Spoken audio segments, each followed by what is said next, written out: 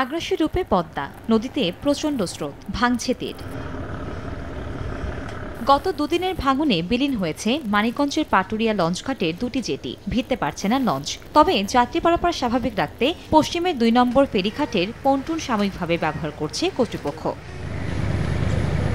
সেখানে লঞ্চে ওঠানামা করছেন যাত্রীরা। এদিকে ভাঙনের ফলে হুমকির মুখে রয়েছে যাত্রী ছাউনি ও আশেপাশের নদী তীরবর্তী ব্যবসা প্রতিষ্ঠান। আতঙ্কে নদী তীরবর্তী বাসিন্দারাও। ঘাটমাট ভেঙে গেছে, কিন্তু এখন আমার লেট হয়ে যাইতেছে। আমি 1 ঘন্টার ভিতরে আমার পৌঁছতে হবে। আস্তে আস্তে লঞ্চ ঘাটটা ভেঙে আমাদের উপর দিকে আসতেছে, সেই দিকে আমরা আতঙ্কতে আছি। কর্তৃপক্ষের এখানে যথাযথ পদক্ষেপের প্রয়োজন, যা দ্রুত ব্যবস্থা নেওয়া দরকার। তবে জিওব্যাগ ফেলে ভাঙন রক্ষায় কাজ করছে বিআইডব্লিউটিএ কর্তৃপক্ষ। অস্থায়ী ভিত্তিতে আমাদের একটা শেয়ার আছে, আর নদীর ভাঙনের ঢেউর বাড়িতে যে মাটিটা পড়ে যেতেছে এটা আটকানোর জন্য এবং মোটামুটি প্রাথমিক একটা করার জন্য কাজটা করতেছি। গত দুদিনে পাটুরিয়া লঞ্চঘাটে একটি জেটি সহ 200 মিটার এলাকা পদ্মার প্রবল স্রোতে ভেঙে যায়।